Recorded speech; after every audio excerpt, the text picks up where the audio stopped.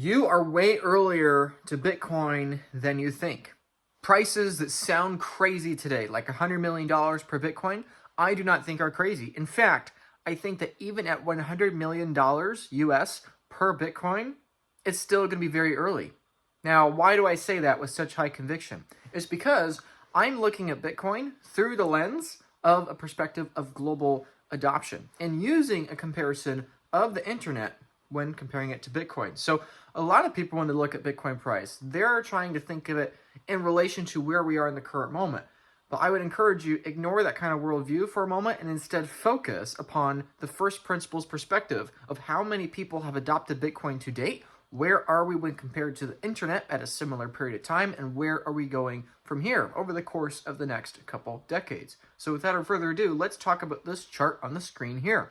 What you see in red is the total number of global adopters of a given technology, and the blue section, the blue bell curve that you see beside it or under it, that is denominating the early adopters and the innovators to the early majority, the late majority, and eventually the laggards, right? Just like with every other technology ever in the history of mankind, you go through this kind of adoption curve, right? You start with the innovators, roughly 2.5% of the given population. The early adopters, about 13.5%. Then you cross the so-called Great Chasm that every technology goes through, apparently, right? Then you have the early majority, about 34%. The late majority, another 34%. And then the laggards are the final 16%. So a lot of people, when they look at Bitcoin today, they say, oh, Luke, Bitcoin has crossed the chasm. This is so bullish for Bitcoin price. Number go up. Yahoo, right? We've crossed the Great Chasm. We have the ETF. We have a president talking about Bitcoin. We have institutional adoption. Surely we've crossed the Great Chasm. And now we're no longer in the era of the innovators or of the early adopters even. But now, surely, Luke, we are in the global era of the early majority. This is so bullish. No, wrong. Wrong. We're way earlier than you think, and this is something I think a lot of people are yet to really wrap their heads around. It might intuitively sound cute or sound nice to say that we've entered the early majority phase of Bitcoin, but I'm telling you, no. In the real world, there are nowhere near enough people to justify the argument that we have crossed the Great Chasm. So let me explain why, and ultimately why this means that Bitcoin, we're going way, way higher than probably even a lot of people watching this video think. I know a lot of you watching are super mega hyperboles like me, but a lot of you aren't. So let's talk about it. Why is $100 million per Bitcoin not only bearish, but it means that you're actually really, really early to Bitcoin, even when it's $100 million. The caveat being, you might have to wait a couple decades, right? How is this possible? You're much earlier to Bitcoin than you think. Like I mentioned before, let's compare it to the internet. The internet today, literally you're watching this video on the internet, so quite literally, probably for all of you watching, the internet might feel like it has achieved global adoption, but yet it hasn't. And so likewise with Bitcoin adoption, it might feel like we're in the early majority, but we're not, okay? The internet might feel like it's universal, but about 33% of the world's adults are yet to adopt the internet, okay? We're about halfway through the late majority phase. If you don't believe me, look at this comparison here of the data of the total number of internet users, right? I am here in the purple line here in North America. And of course, for people like me, the internet feels like it is at universal adoption because true. Within my area of, where I live, it is basically at universal adoption. Pretty much everybody has an email address. Pretty much everybody has a computer, let alone multiple computers. But for the world, the pink line, the thing that actually matters when evaluating where we are on the global adoption curve. Obviously, you can't live in a bubble and then proclaim the whole world has adjusted to something when it's only your bubble that you're looking from, your frame of reference, right? You got to look at the whole world. And what we see with the whole world is that we are at approximately 65 to 70-ish% of global adoption. This data might be a bit inaccurate. Also, it's a couple years outdated. But the point is that even if it's 70% global adoption, we are not 100% global adoption. Best case is that 30% of the world's adults still are yet to use the internet. Now, don't get me wrong. This is not me saying, oh, the internet is not here to stay or the internet's not going to make it or blah, blah, blah. No, it's the polar opposite. You're much earlier to the internet as a whole than it might feel like because you're judging from a perspective that's a little bit farther, or in this case, a lot farther ahead of the global average. There are literally billions of more people that are to begin using the internet in the next few decades. And this is a tremendous accomplishment, considering that in the 1990s, only single-digit percentages of the world use the internet, right? It wasn't until 1996 that over 1% of the world started using the internet, right? So it's the same kind of concept here with Bitcoin.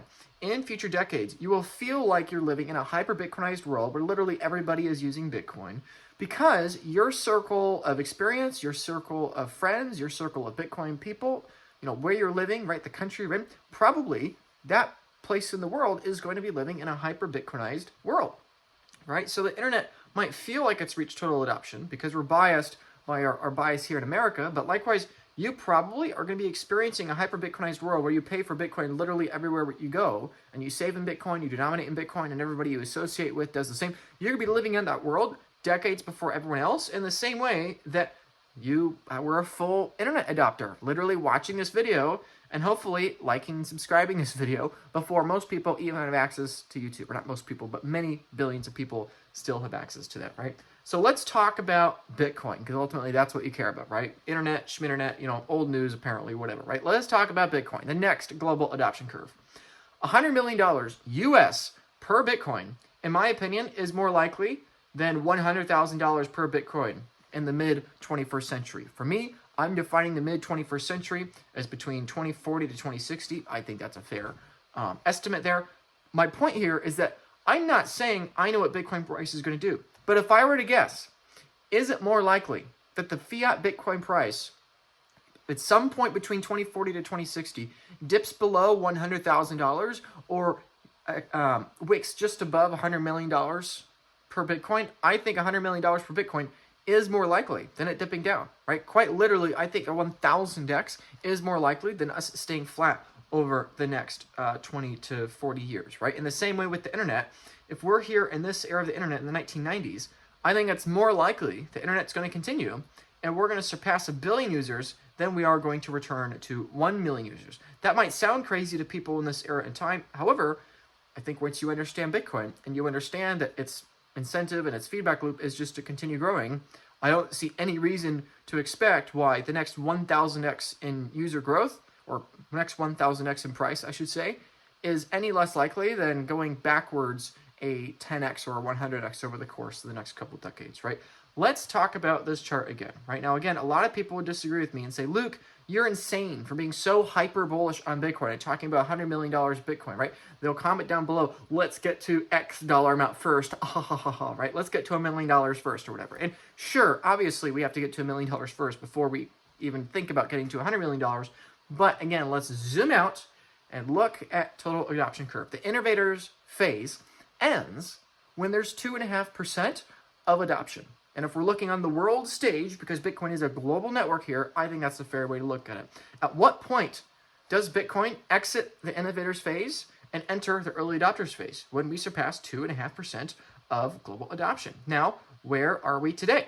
Well, roughly, there's 8 billion people, technically more than 8 billion people. However, a lot of those people are children. Really, there's only about 5.4 billion adults. 2.5% of the global population is roughly 200 million people. Now, do I know exactly how many people are using Bitcoin? No. Do you know? No. Does Michael Saylor know? Of course not. Really, nobody knows, and ultimately, we're all guessing, we're all estimating. However, virtually nobody, even the people that disagree with me and say that we're way farther in adoption, virtually nobody genuinely believes there are 200 million Bitcoin users, right? Why? Because there are only 50 million addresses on the Bitcoin network with more than $1 of Bitcoin. And obviously, of those 50 million addresses with $1 of Bitcoin or more, a vast majority of those addresses are, the vast majority of Bitcoiners hold multiple addresses. So obviously, it's way less than 50 million. So even if, let's say, every address, let's say that there's only 2 addresses for every Bitcoiner, right? Okay, that means that there are 25 million people represented on chain. Okay, that means that like the other 90% of Bitcoin users would have to be off chain, right? Point is, nobody is making the argument that there's 200 million Bitcoin users, right? Another great example is that there are only 105 million accounts with Coinbase at the time of recording. Probably there's a few more million by the time that you're watching this, but the point is, nobody is genuinely making the case that there are 200 million adopters. The best case you could possibly make, in my opinion, is that maybe 100, maybe 200 million people have ever bought $1 of Bitcoin or more. Maybe. But does that mean that they're an adopter? No, I wouldn't say it's the case. And I would say that this is an exceedingly, absurdly generous estimate. I think the best case you could possibly make is that we're halfway through the early adopters phase, right? Even by the most generous estimate of 100 million Bitcoin adopters, quote unquote, today, we're still roughly halfway through the investors phase. And yet so many people want to go on TV or make YouTube videos or say that, oh, this Bitcoin thing, we've passed the great chasm, we're entering the early majority.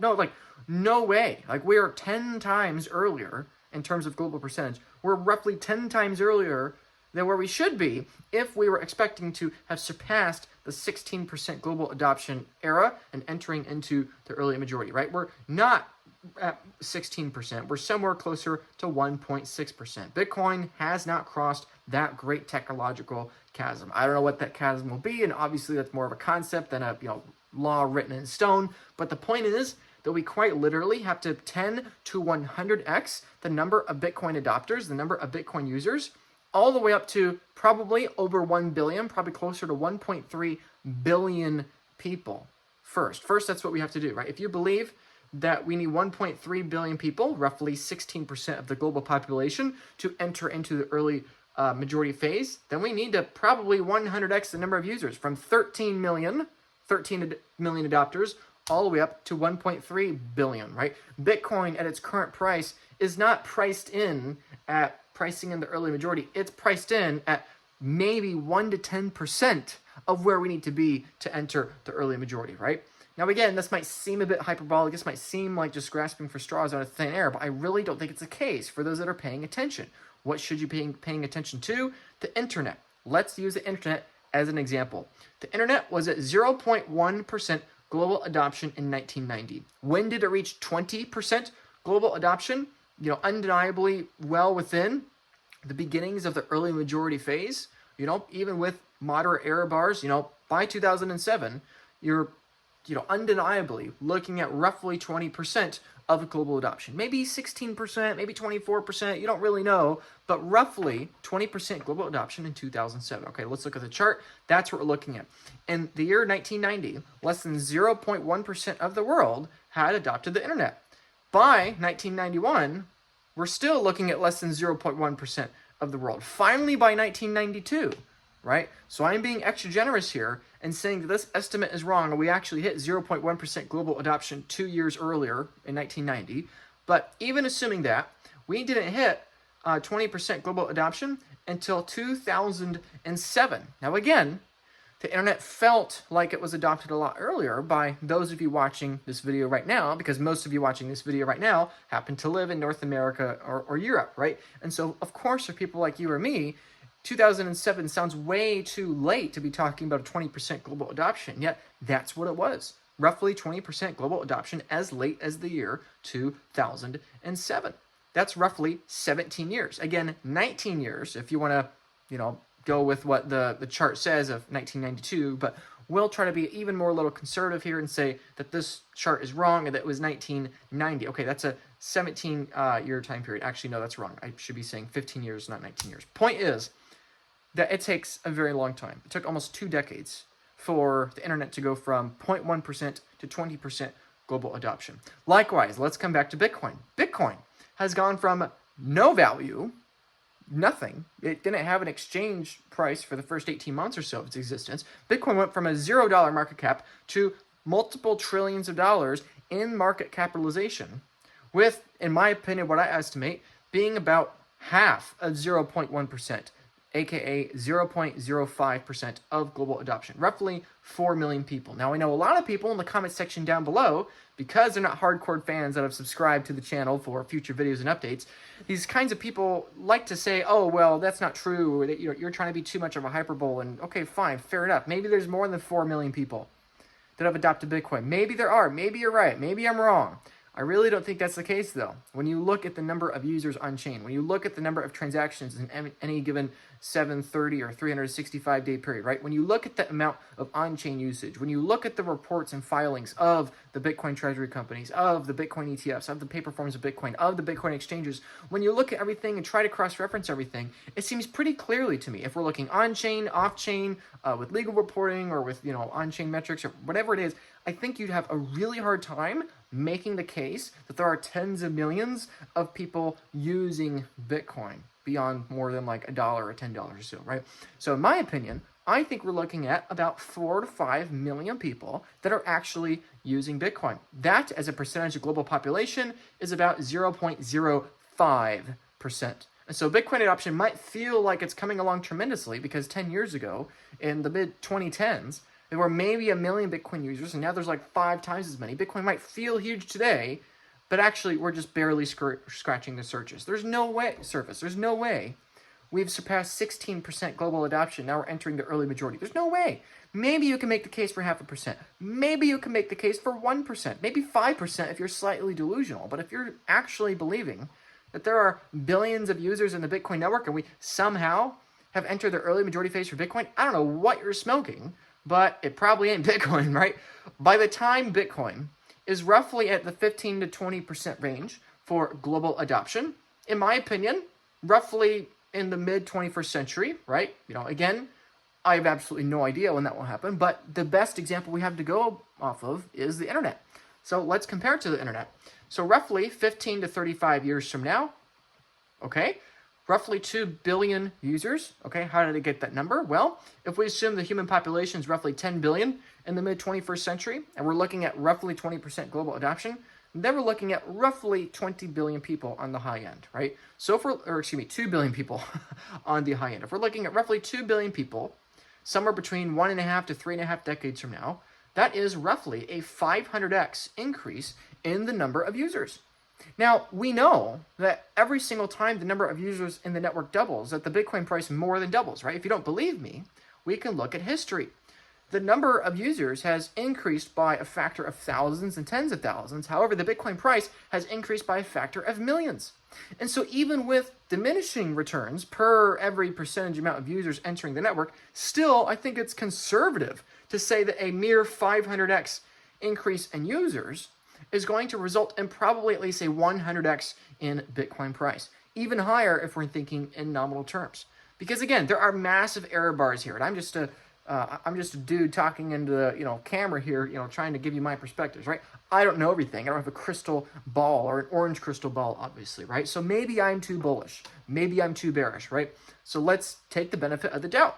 Let's say Luke is wrong. Luke is totally wrong. Comment down below. Subscribe for future videos so you can continue to tell me how wrong I am and how much you hate me or dislike me or think that I'm stupid, whatever. Keep doing that, please. It's great for the YouTube algorithm. But let's say you're right. Let's say somehow you're right. And there is not 4 million people currently using the Bitcoin network, but somehow there are 40 million people using the Bitcoin network. Even though we're only looking at 50 million addresses with more than a single dollar of Bitcoin, and even though we're only looking at roughly 1 to 200 million people that have ever set up a Bitcoin exchange account, right? Even though that's what we're looking at, let's say 40 million people are adopting Bitcoin. Okay, then we're talking about $10 million per Bitcoin, not 100 million. Fair enough. However, I think it's entirely possible I'm too bearish when it comes to the number of American political currency death tokens that we're going to be printing into existence over the coming few decades. If you've been anywhere in reality over the course of the last 200 years, you'll be staring at the fact that we're going to continue issuing national debt into the future. And if we're going to travel into the future in time and go all the way out to just not even 2030, we're looking at close to $50 trillion of national debt, right? And that's going to go into the hundreds of trillions of dollars, potentially even the quadrillions of dollars over the coming decades. Again, do I have a firm prediction by a certain date? No. But my point is that if we're looking at a 500x increase in users over the next few decades, again, being a little bit more quote-unquote cautious and saying only a 50x in users, I think a 1000x is still possible because it's entirely possible we print a tremendous amount more of currency. And so it doesn't really matter if we're talking about $100 million Bitcoin in terms of real terms or nominal terms, one way or the other, there's a tremendous amount of upside ahead if we have a long-term horizon. So either way, let us assume that in the 2040 to 2060 range, we're looking at roughly 2 billion users of the Bitcoin network after an adoption curve that has happened faster than the internet, because that's the other thing we're factoring in here. An adoption curve that's happened roughly at the speed of the internet, if not slightly faster. Why do I think it could be faster? Because you're paid to enter the Bitcoin network, right? There wasn't a massive financial incentive to enter the internet network, besides the second order effects of that you could start a business or you could increase your market share or whatever, right? Of course, there was a financial incentive to adopt the internet, and of course, there was massive financial rewards for doing so. However, Bitcoin is the same thing on hyperdrive. And so I think that the adoption curve for the internet will be faster, the adoption curve for Bitcoin, I think, will be faster than that of the internet. And so let's get to the ultimate question. Luke, you made the claim at the beginning of this video that $100 million per Bitcoin is still early. I still don't see it. I still understand. How on earth could you be saying these things? Blah, blah, blah. Well, I think I've pretty convincingly laid out the argument as to why $100 million in the mid-21st century is entirely possible.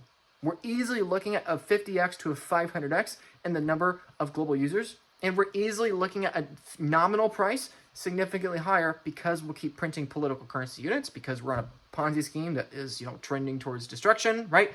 So let's say one way or the other, whether we're talking nominal terms or real terms, doesn't matter. We hit $100 million of Bitcoin. Great. Let's ask the question. Were you too late to the internet in 2006 when there was only 20% of global adoption? Were you too late? No. You're watching this video probably on YouTube. YouTube was 1 year old in 2006. Imagine us having a conversation in the mid-1990s, and I'm here telling you, guess what? A couple decades from now, roughly 17 years from now, in the mid-2000s, there are going to be over 1 billion users of the internet protocol, the internet system, right? There are going to be more than 1 billion users. The internet is going to 1,000x in the amount of data online or whatever. And guess what? You're still going to be early to the internet. Most people would have said, that's crazy. You're talking pie in the sky. Let's get to 1% global adoption first. Right? That's what most people would say. But if you understand how these protocols are developed, and you understand that the number one mistake you could be making to the internet is not being bullish enough on the internet. The worst idea you can make in the 1990s, if you understand the internet, is to say, I'm going to hedge my bet against the internet by buying more stock in newspaper companies and radio and broadcast television, right? That's not a good idea. If you understand the internet is a one network takes all system when it comes to global communication, you understand the same thing is true with money. So let's, again, make that comparison of a 20% global adoption for the internet roughly in the year 2006. Were you too late to the internet? No. YouTube was 1 year old in 2006. Facebook was 2 years old in 2006. And only 20% of the world were internet users in 2006. Sure, it might feel like it's way later because in your, where you're living in North America, there's a 69% adoption rate. So it might feel like it's way later, but you still have a third of America, a third of Canada, and 4/5 of the rest of the world yet to adopt the internet. And of course, the other factor we have to keep in mind is that the pie grows over time.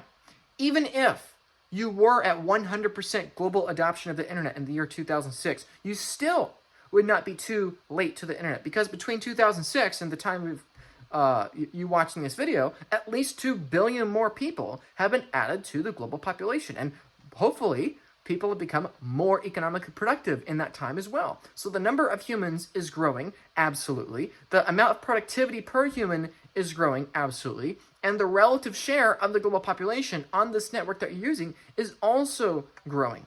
This is a zero-sum game. Adoption is a zero-sum game. You can't go above 100% global adoption, right? That's a zero-sum game. But the more exciting thing is the non-zero-sum game of global wealth increasing. And so even if you were at 100% global adoption in the year 2006, you still would be early to the internet. And here we are, well over 20 years later, basically, and we still are not yet at 100% global adoption, right? We still have to increase by about 50% global adoption. We have to increase the number of internet users by about 50% at least to reach 100% global adoption. Because between now and then, we're going to add hundreds of millions, if not billions, of more people over the coming decades. There are so many more users of the internet to adopt the network, and the same thing is true with Bitcoin. Likewise, with Bitcoin, it shall be similar in my opinion.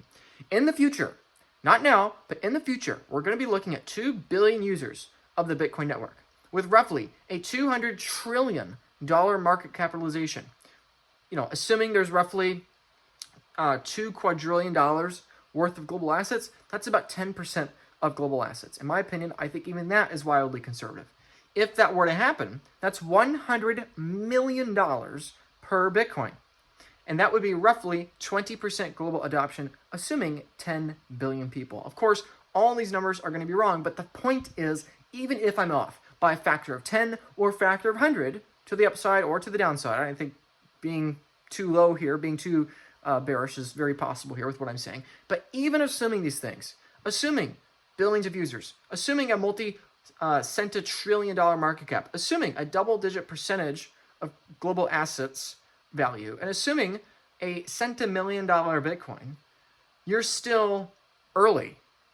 You're still early to Bitcoin. Why? Because on the adoption curve of this, you are early in the early majority, right? At 20% global adoption, you are, you are 4 of the 34% through to early majority, right? You're about 15% of the way through the early majority period, right? On this red line, you are very, very early on the lower bottom end of this red line, assuming this is decades from now when Bitcoin already is $100 million. People look at my videos, they look at my content, and they look at Bitcoin in general. They say, oh, $1 million per Bitcoin, you're predicting hyperinflation. No, Bitcoin would not be $1 million at hyperinflation.